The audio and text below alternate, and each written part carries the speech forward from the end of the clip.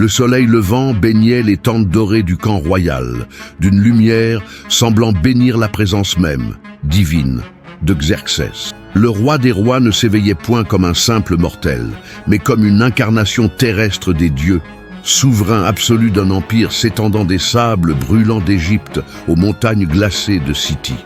Ses serviteurs s'inclinaient en silence respectueux, tandis qu'il traversait les couloirs de soie et d'or de sa tente palatiale, chaque pas résonnant du poids d'une autorité gouvernant des peuples innombrables.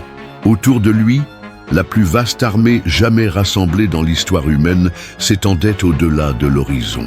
Plus de 2 millions d'hommes, selon les scribes royaux, une multitude si immense que les rivières tarissaient sous leur marche et que le soleil lui-même disparaissait sous le nuage de poussière soulevé par leurs pas. Des Perses aux armures étincelantes marchaient aux côtés de Mèdes farouches. Des Égyptiens aux longues lances côtoyaient des Scythes sauvages. Des Bactriens montés sur des coursiers rapides progressaient avec des Indiens menant des éléphants de guerre.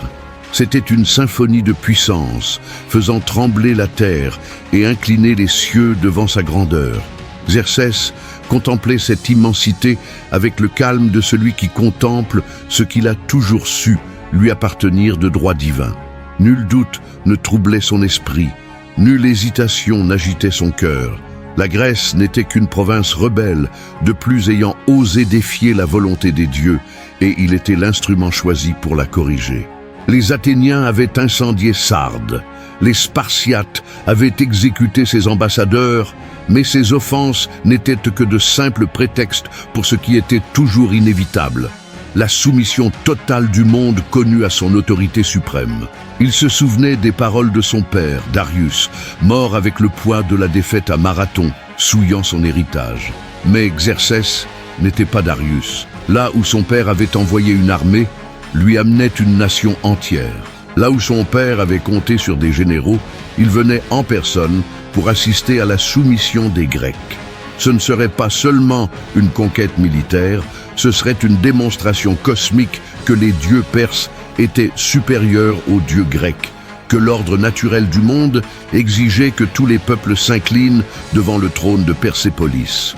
Les rapports de ces espions arrivaient constamment, apportant des nouvelles des petites cités-États grecques tremblant devant son approche. Beaucoup avaient déjà envoyé de la terre et de l'eau en signe de soumission, reconnaissant la futilité de résister à la puissance qui s'avançait.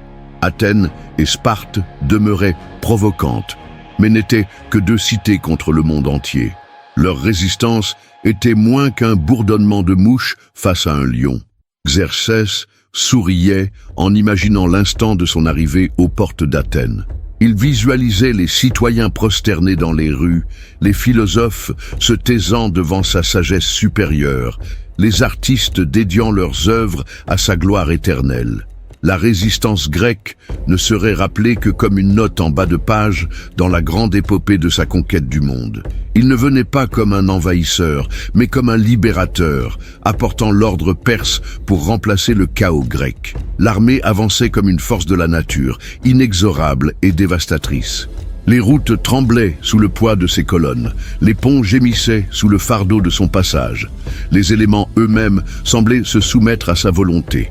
Lorsqu'ils atteignirent l'Hellespont, le détroit séparant l'Asie de l'Europe, Xerxès n'hésita pas à ordonner la construction de ponts de bateaux unissant les continents. C'était un exploit d'ingénierie monumental, mais aussi un acte symbolique. Il ne traverserait pas seulement la mer, il la dominerait.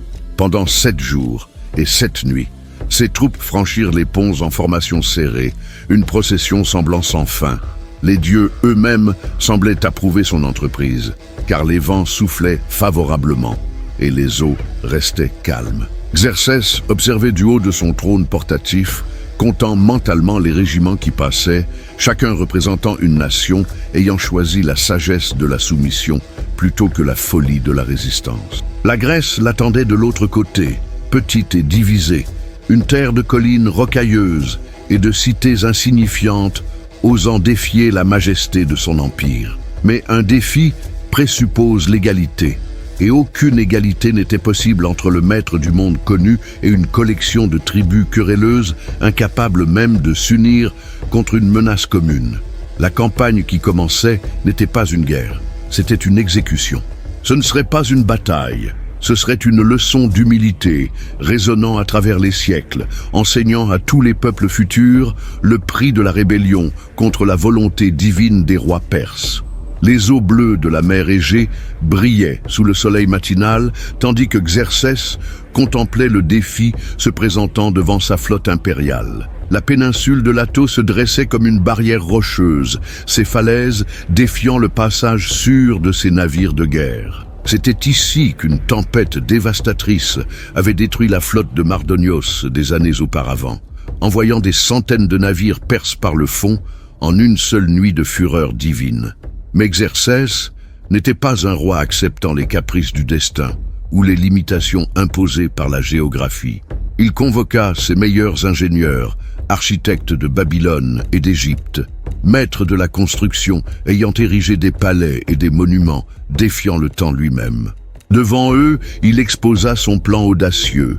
Il ne contournerait pas la péninsule en risquant les tempêtes traîtresses, mais taillerait un canal à travers la terre même, créant un passage sûr soumettant la nature à la volonté impériale perse.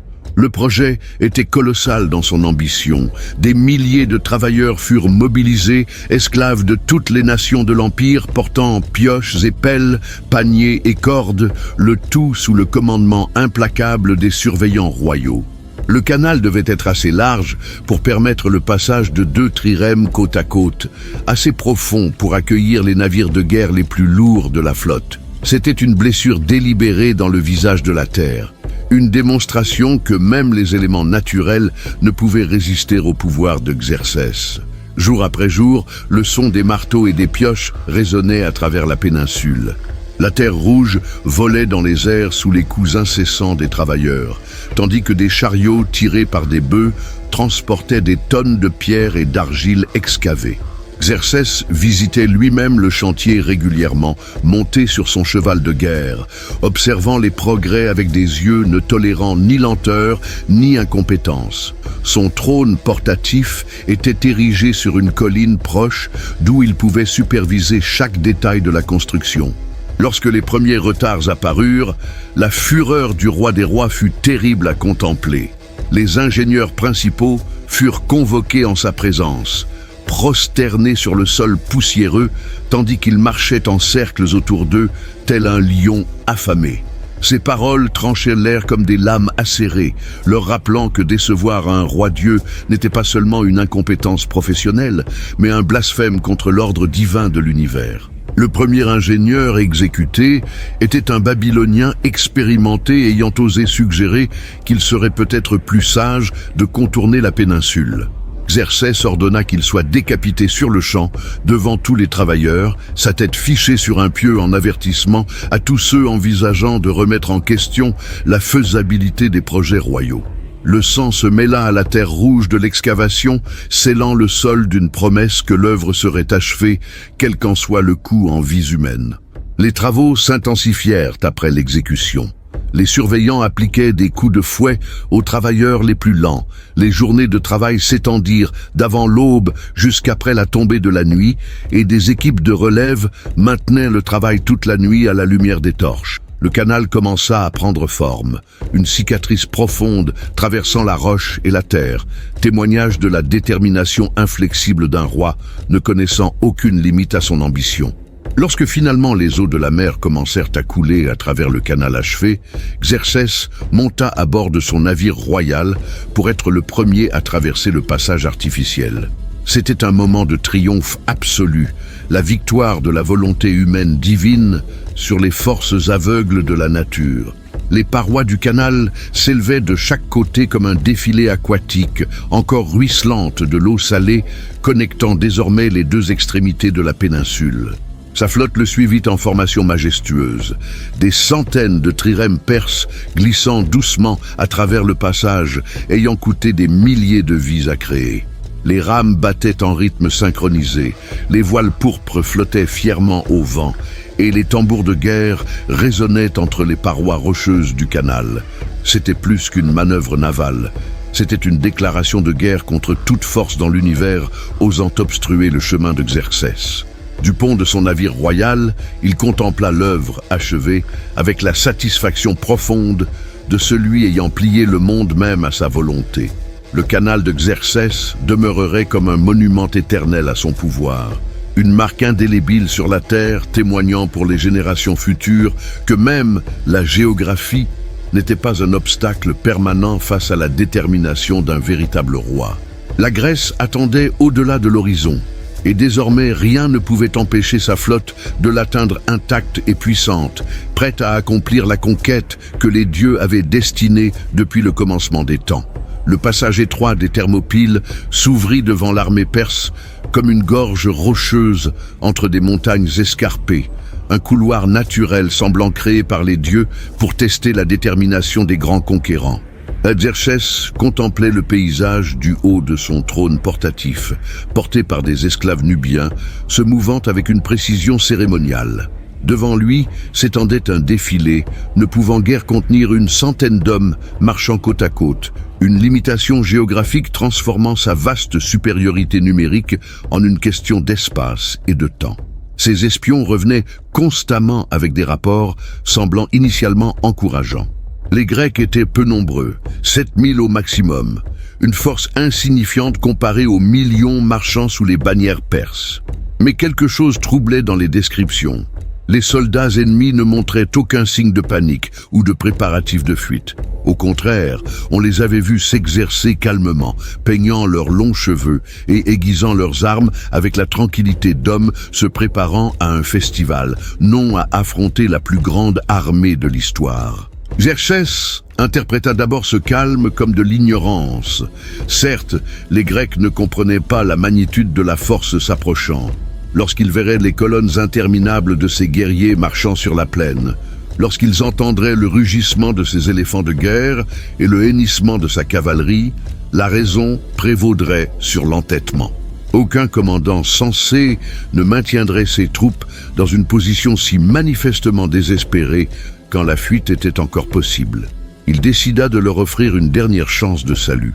Il convoqua Artabanos, son cousin et conseiller le plus proche, lui ordonnant de mener une ambassade jusqu'aux lignes grecques. Le message serait simple et direct. Xerxès, roi des rois, seigneur de l'Asie et de l'Afrique, offrait clémence à ceux baissant les armes et reconnaissant l'autorité perse. Ils pourraient se retirer avec honneur, emmenant leur famille loin du chemin de la guerre, s'épargnant l'anéantissement inévitable les attendant. Artabanos revint 2 heures plus tard, avec une expression que Xerxès n'avait jamais vue sur le visage de son cousin, un mélange d'incrédulité et de quelque chose pouvant être interprété comme une admiration réticente. Les paroles qu'il rapporta résonnèrent dans le pavillon royal comme des pierres jetées sur une eau tranquille. Le roi spartiate Léonidas avait écouté l'offre perse avec une courtoisie apparente, puis avait répondu par seulement 3 mots devenus légendaires: « Venez les prendre ». Le silence qui suivit dans le pavillon royal était chargé d'une tension semblable à l'électricité statique avant une tempête. Xerxès resta immobile sur son trône de longs moments, assimilant l'énormité de l'insulte reçue.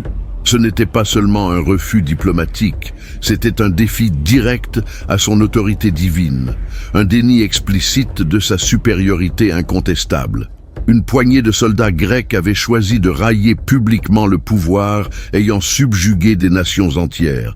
Sa fureur commença comme un tremblement presque imperceptible dans les mains, puis se répandit dans tout son corps, tel un torrent de lave incandescente.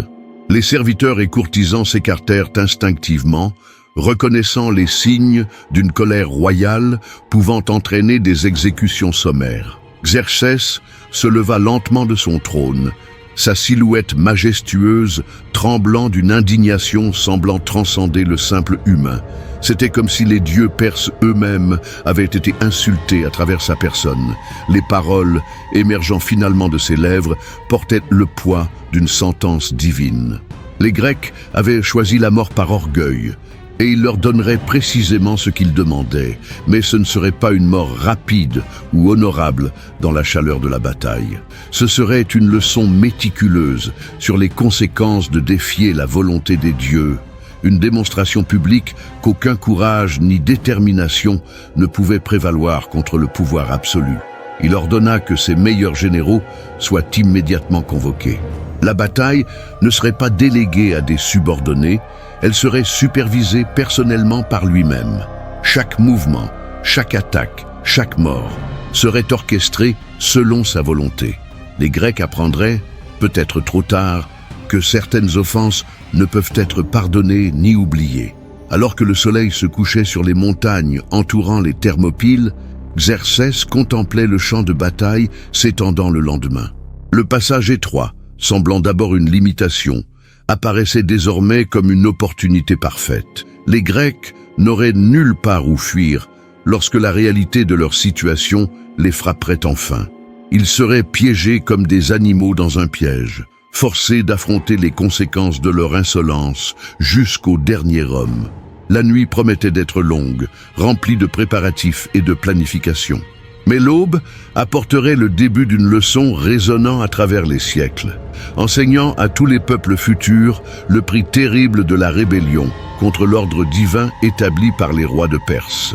L'aube du premier jour de bataille peignit le ciel des Thermopyles de tons dorés semblant bénir la cause perse. Xerxès occupait son trône cérémonial sur une élévation rocheuse, offrant une vue parfaite du passage étroit, entouré de ses gardes personnels et courtisans, attendant en silence respectueux le début du spectacle. Il avait choisi de commencer avec les Mèdes, guerriers expérimentés dont la valeur avait été prouvée dans d'innombrables campagnes à travers l'Empire. Ce serait une démonstration appropriée de force, suffisante pour briser la résistance grecque sans gaspiller ses troupes d'élite. Le signal fut donné par le son de trompettes dorées résonnant entre les montagnes, comme des voix divines annonçant le jugement. 1000 Mèdes avancèrent en formation serrée, leurs armures brillant sous le soleil matinal, lances pointées vers l'avant, telle une forêt de fer mortel. Leurs cris de guerre se mêlaient en un rugissement sauvage, ayant terrifié des ennemis des steppes d'Asie centrale au désert d'Arabie. C'était un son précédant traditionnellement la victoire, le chant funèbre de ceux osant résister au pouvoir perse. Mais quelque chose n'allait pas. Les Grecs ne prirent pas la fuite en panique face à la charge des Mèdes, ne se dispersèrent pas comme Xerxès l'avait anticipé. Au contraire, ils formèrent un mur compact de boucliers de bronze bloquant entièrement le passage, leurs longues lances se projetant entre les boucliers comme des épines mortelles. C'était une formation étrange, différente de tout ce que les commandants perses avaient rencontré auparavant, mais semblant trop solide pour être simplement du désespoir. Le choc des deux armées résonna dans les montagnes tel un tonnerre.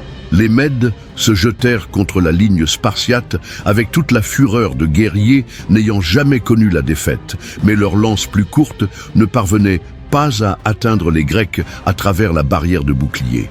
Les pointes de fer spartiates trouvèrent la chair perse avec une précision terrible, perçant les armures et traversant les corps avec une efficacité mécanique, transformant des hommes courageux en cadavres avant même qu'ils ne puissent frapper leurs ennemis.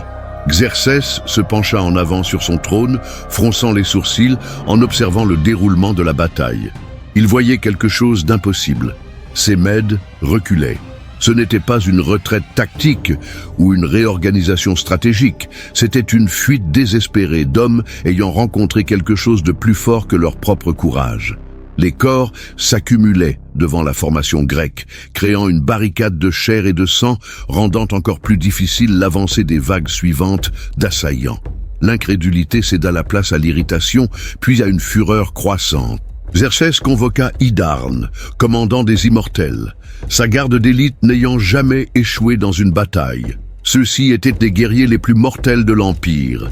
10 000 hommes choisis parmi les meilleurs de toutes les nations perses, entraînés depuis l'enfance pour être invincibles. Leur nom provenait du fait que leur rang était toujours maintenu complet, chaque perte immédiatement remplacée pour qu'ils soient littéralement immortels en tant que force militaire. Les Immortels descendirent la colline en formation parfaite, leurs armures dorées reflétant la lumière solaire comme des miroirs divins. Portant arcs composites en plus de lances et d'épées, ils pouvaient alterner entre combats à distance et au corps à corps selon les besoins. Xerxès sourit en les voyant marcher, certain que le cauchemar du matin touchait à sa fin. Les Grecs avaient eu de la chance contre les Mèdes, mais personne ne résistait aux immortels. L'attaque commença par une pluie de flèches obscurcissant le ciel au-dessus des Thermopyles. Des milliers de projectiles tombèrent sur les positions grecques, tel un grêle mortel, chacun capable de percer armure et os avec la même facilité. C'était un bombardement devant briser toute formation, disperser toute résistance organisée. Mais lorsque le nuage de poussière se dissipa, la ligne spartiate demeurait intacte, protégée par des boucliers levés ayant transformé la pluie de mort en une simple gêne. Les immortels chargèrent alors avec leurs lances, confiant que ce qui avait fonctionné contre toutes les autres armées du monde fonctionnerait aussi contre les Grecs. Mais le passage étroit neutralisait leur supériorité numérique, les forçant à attaquer par petits groupes pouvant être affrontés à égalité par les Spartiates. Pire encore, les Grecs semblaient anticiper chaque mouvement, comme s'ils avaient étudié les tactiques perses et développé des contre-mesures spécifiques pour chaque stratégie. Xerxès assista avec horreur croissante, tandis que ces immortels mouraient par centaines devant la formation grecque implacable. Des hommes ayant conquis des cités entières tombaient comme du blé fauché, leurs armures dorées maculées de sang formant des flaques rouges sur la terre rocheuse du passage. Le son de la bataille était passé de rugissements de guerre confiants à des cris d'agonie et de désespoir, résonnant entre les montagnes, tels des lamentations des damnés. À la fin du premier jour, le champ de bataille était couvert de cadavres perses, tandis que la ligne grecque demeurait pratiquement intacte. Xerxès descendit de son trône, les jambes tremblantes, incapable d'assimiler pleinement l'ampleur du désastre qu'il avait été témoin. Ses meilleurs guerriers, en qui il avait placé une confiance absolue, avaient été humiliés par une poignée de soldats grecs dans un passage rocheux, perdu au milieu de nulle part. La nuit tomba sur les Thermopyles comme un linceul, mais le sommeil fuirait les yeux du roi des rois. Pour la première fois de sa vie, Xerxès avait rencontré quelque chose que son pouvoir ne pouvait simplement écraser. La détermination implacable d'hommes ayant choisi la mort avec honneur plutôt que la vie avec honte. Le deuxième lever du soleil aux Thermopyles apporta un ciel gris semblant refléter l'humeur sombre de Xerxès. Le roi des rois avait passé la nuit en veille fébrile, arpentant les couloirs de sa tente royale, tel un lion en cage, incapable de comprendre ou d'accepter ce qu'il avait vu la veille. Ses conseillers s'approchaient avec une extrême prudence, sachant que la colère royale pouvait exploser à tout moment en une violence ne distinguant pas entre amis et ennemis. Les pertes du premier jour étaient dévastatrices. Des milliers de ses meilleurs guerriers gisaient morts devant la position grecque, leurs armures dorées désormais tachées de sang séché et de poussière rouge. Les rapports médicaux parlaient de blessures terribles, de corps transpercés par les longues lances spartiates traversant les armures comme du parchemin. C'était un bain de sang ayant coûté plus d'hommes que de nombreuses campagnes entières contre des nations entières. Mais Xerxès refusait d'accepter la réalité de ce qui se passait. Dans son esprit divin, la défaite était impossible non seulement pour des raisons pratiques, mais par des principes cosmiques fondamentaux. Il était l'élu des dieux, l'héritier de Cyrus et Darius, le seigneur du plus grand empire que l'humanité ait jamais connu. Une poignée de soldats grecs ne pouvait tout simplement pas résister indéfiniment au pouvoir ayant subjugué des continents entiers. Il convoqua ses généraux en une réunion de guerre ressemblant davantage à un jugement. Artapherne, Artazostre et Itamytre se prosternèrent devant le trône royal, tandis que Xerxès les bombardait de questions chargées de menaces implicites. Pourquoi les Mèdes avaient-ils échoué? Pourquoi les immortels avaient-ils été repoussés? Quelle sorte de magie noire les Grecs utilisaient-ils pour rendre leurs lances plus mortelles que les armes perses? Les réponses étaient techniques et objectives. Le passage étroit neutralisait la supériorité numérique perse, les armures spartiates étaient plus lourdes et résistantes, leurs lances étaient plus longues, permettant des attaques à distance sûre. Mais Xerxès ne voulait pas d'explication tactique. Il voulait des solutions restaurant l'ordre naturel de l'univers où son pouvoir était absolu et incontestable. Sa réponse fut brutale dans sa simplicité. Plus d'hommes, plus d'attaques, plus de pression, jusqu'à ce que la résistance grecque cède enfin sous le poids pur de la supériorité numérique. Si 1000 Mèdes ne suffisaient pas, il en enverrait 10 000.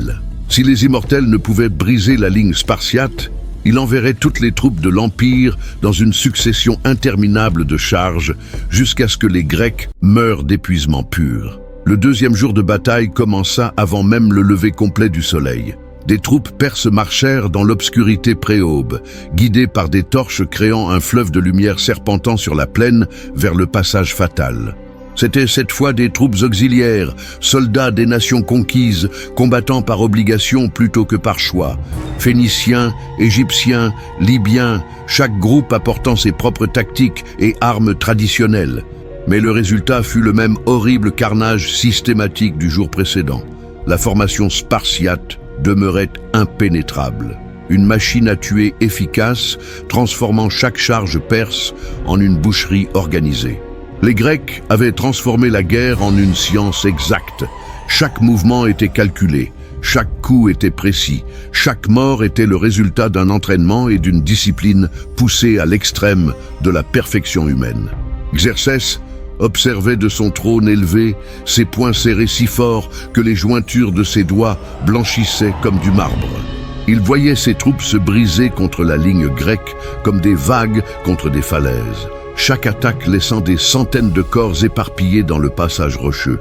L'odeur du sang et de la mort montait jusqu'à sa position comme un encens macabre, une offrande involontaire aux dieux semblant avoir complètement abandonné la cause perse.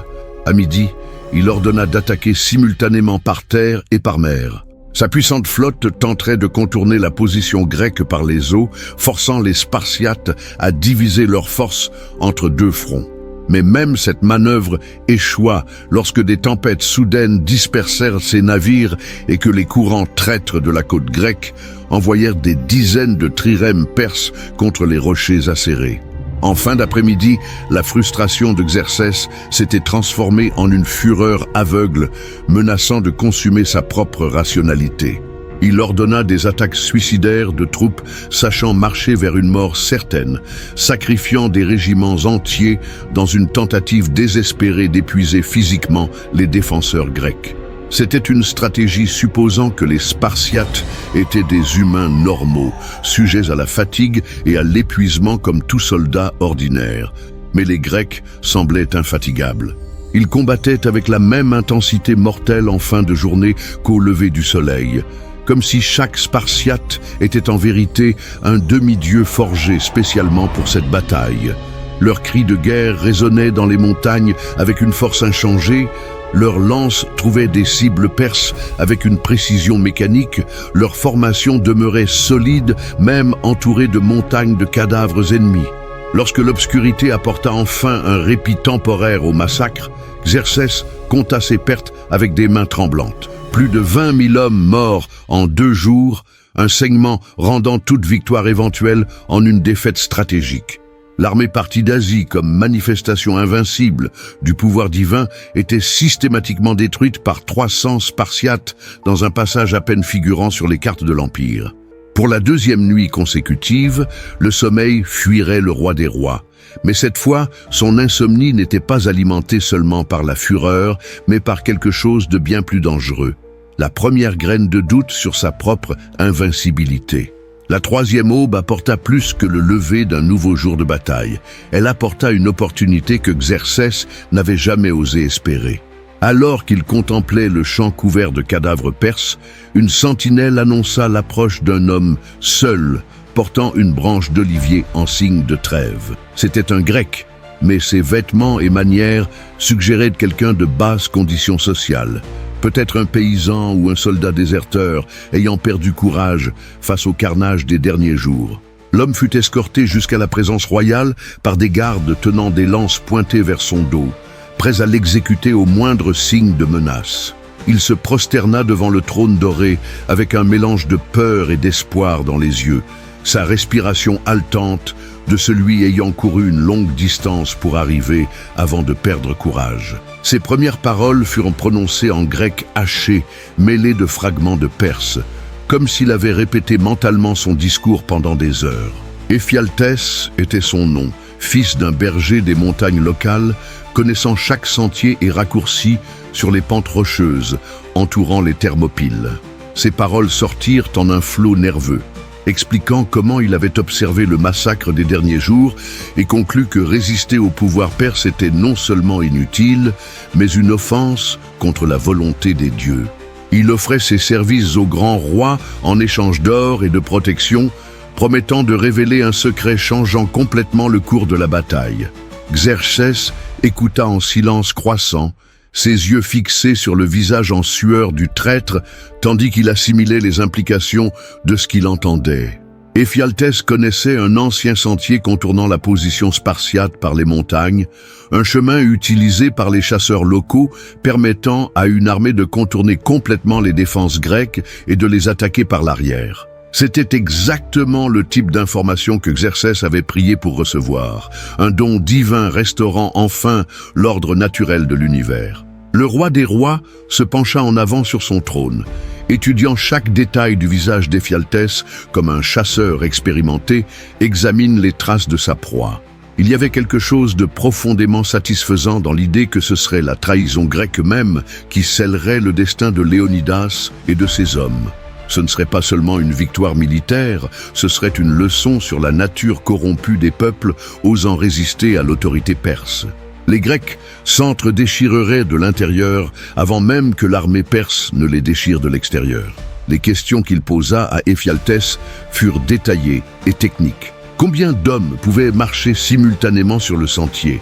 Combien de temps faudrait-il à une force considérable pour contourner la position spartiate? D'autres Grecs connaissaient-ils la route et pourraient-ils alerter Léonidas sur la manœuvre? Chaque réponse était gravée dans sa mémoire avec la précision d'un scribe royal, chaque détail vérifié et revérifié jusqu'à ce qu'il ne reste aucune marge d'erreur.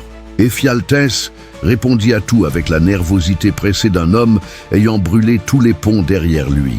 Le sentier était étroit mais praticable, connu seulement de quelques bergers et chasseurs locaux qui fuiraient certainement au premier signe de l'armée perse.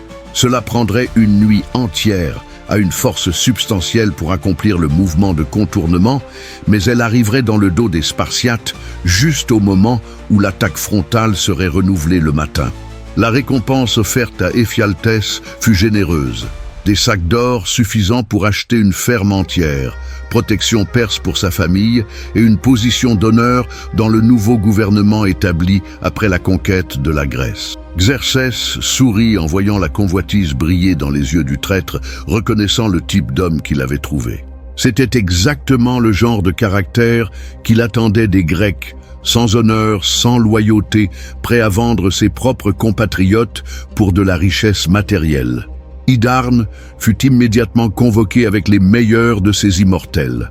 La mission serait exécutée cette même nuit, profitant de l'obscurité pour déplacer une force substantielle à travers les montagnes sans être détectée par les sentinelles spartiates. C'était une opération exigeant une précision absolue. Tout retard ou découverte prématurée ruinerait complètement l'effet de surprise rendant le plan viable. Xerxès supervisa personnellement les préparatifs, choisissant lui-même les régiments participant à la marche nocturne.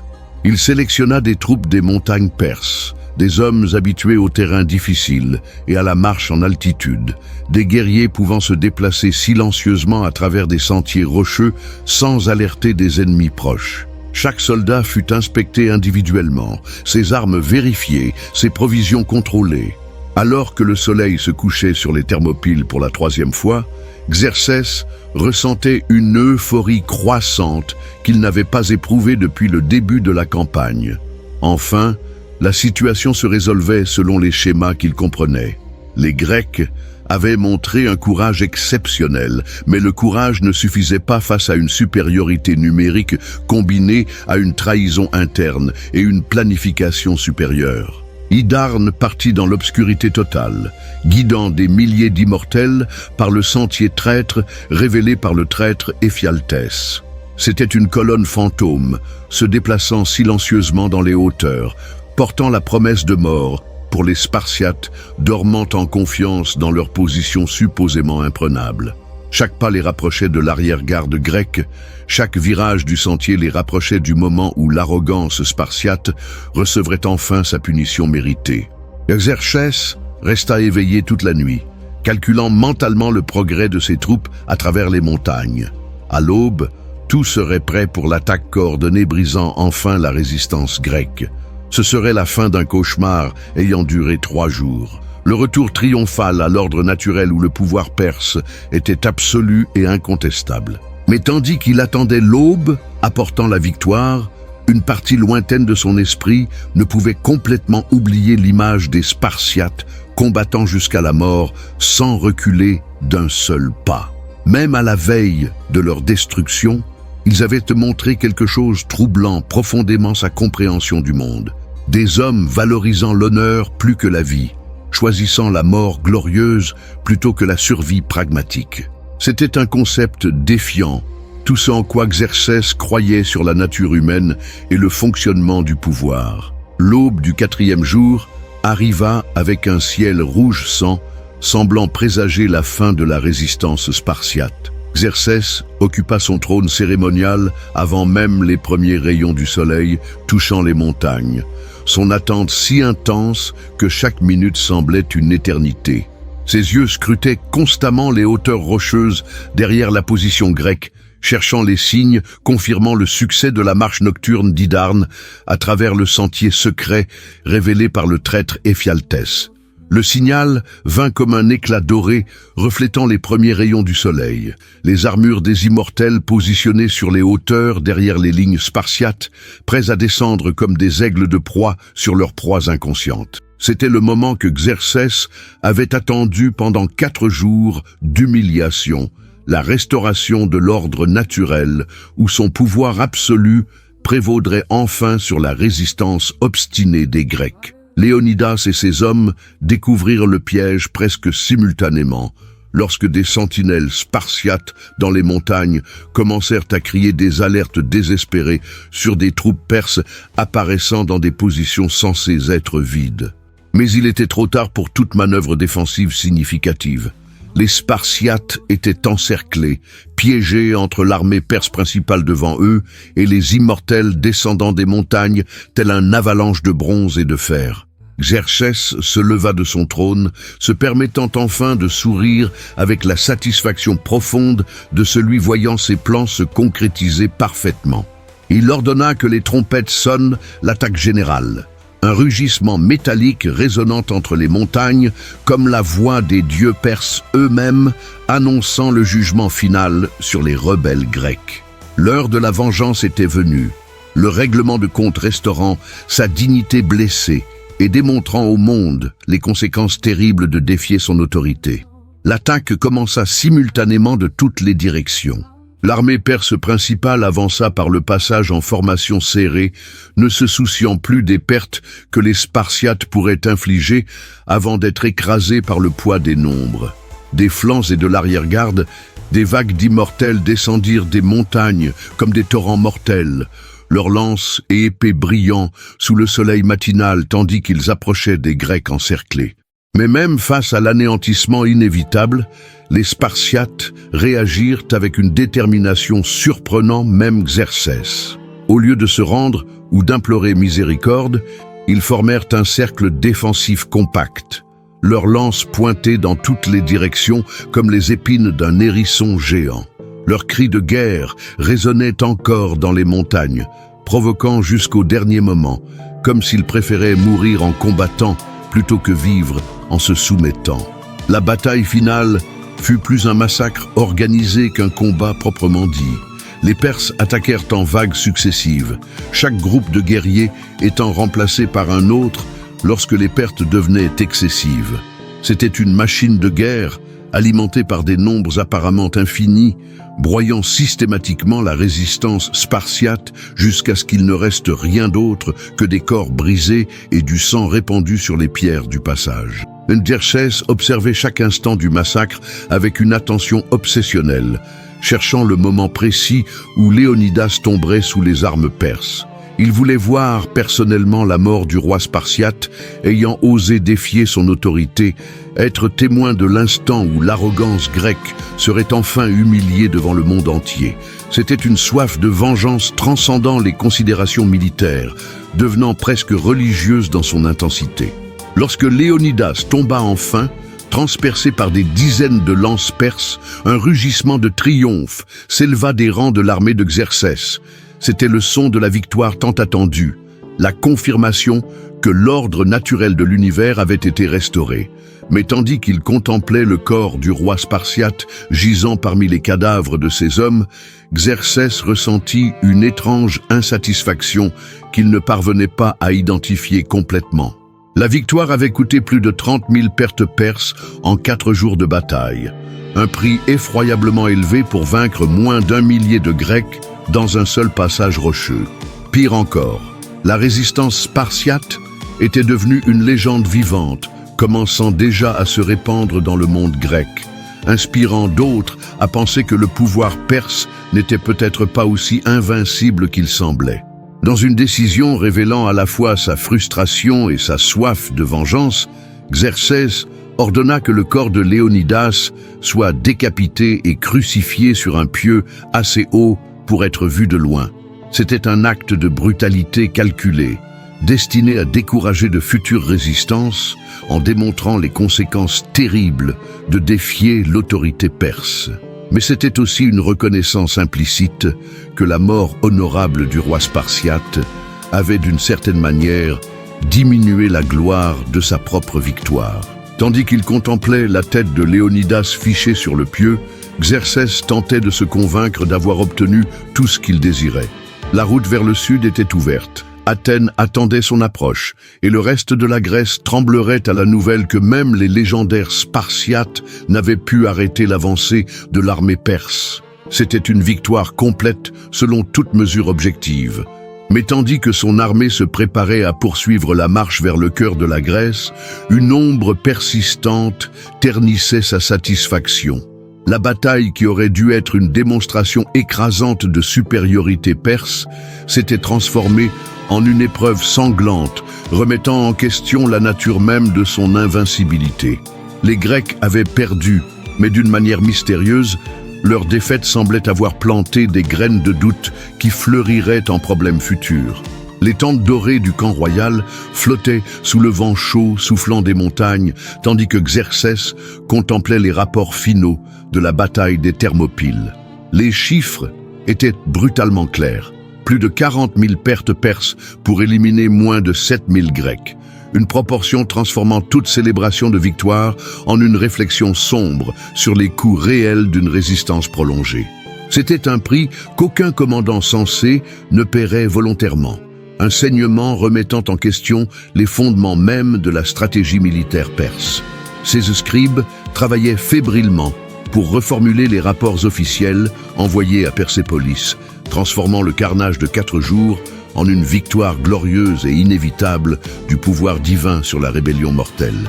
Les chiffres de pertes furent discrètement réduits, les détails sur la résistance spartiate minimisés et toute la narration restructurée pour souligner la magnitude de l'armée perse plutôt que la ténacité des défenseurs grecs. Mais Xerxès savait qu'aucune quantité de propagande ne pouvait effacer la réalité de ce qu'il avait été témoin.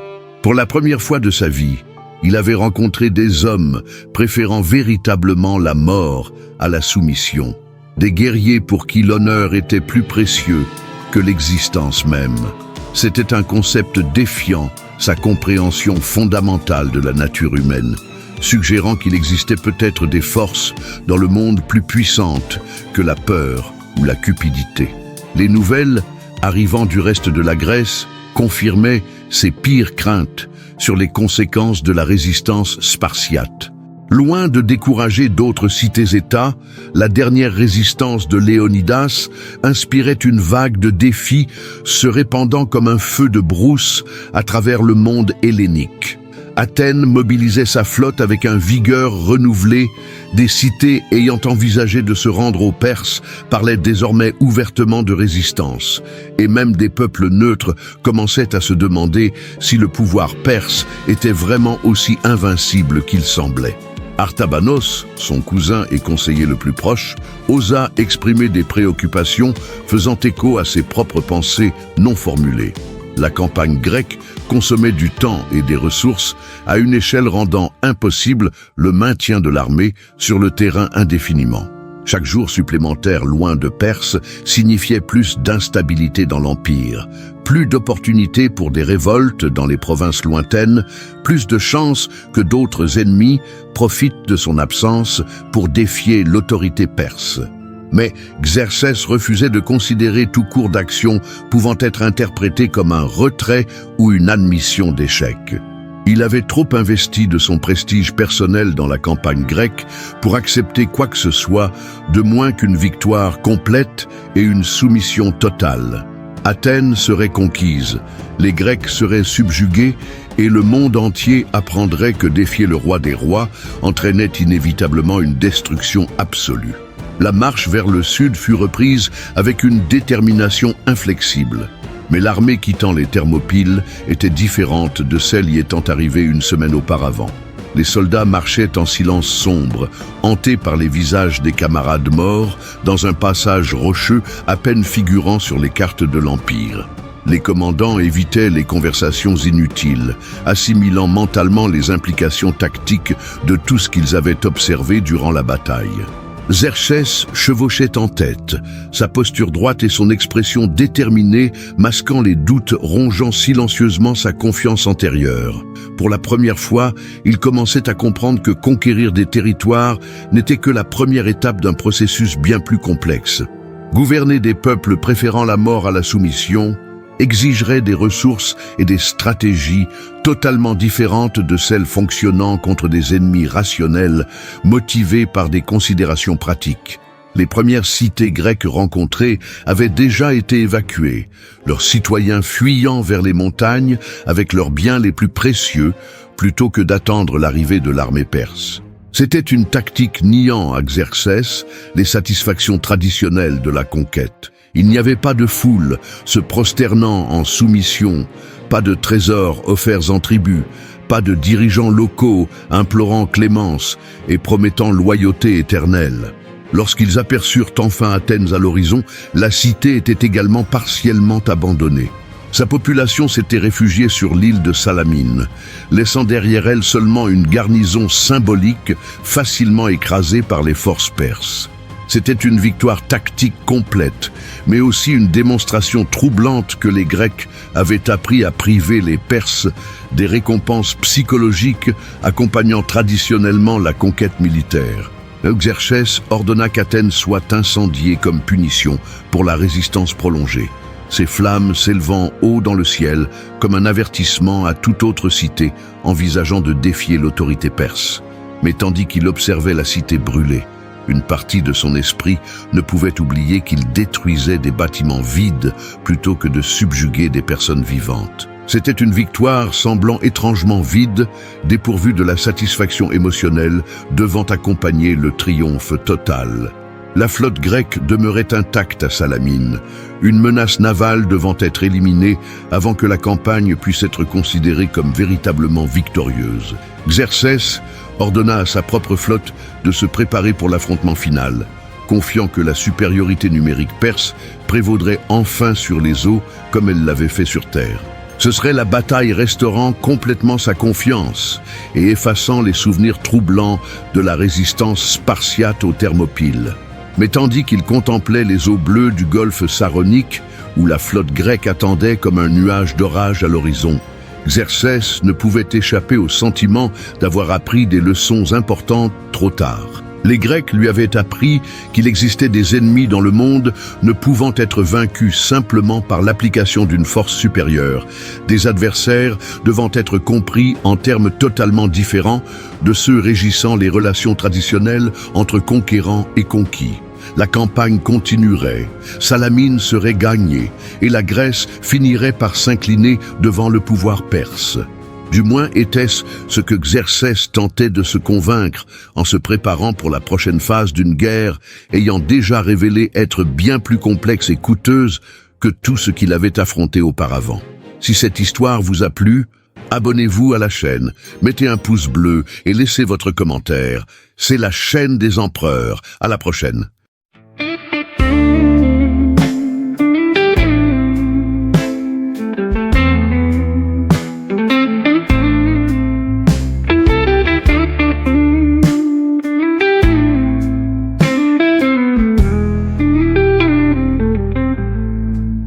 City lights are fading, a lonely guitar plays. Another day is gone, lost in a memory haze. Got a heavy heart, can't find no peace of mind. Just me in the midnight train, leaving it all behind. Oh, the rhythm of the rails, a low and steady beat, whispering secrets on this empty street. The moon hangs high, a silver tear in the sky. Guess some old blues just never say goodbye.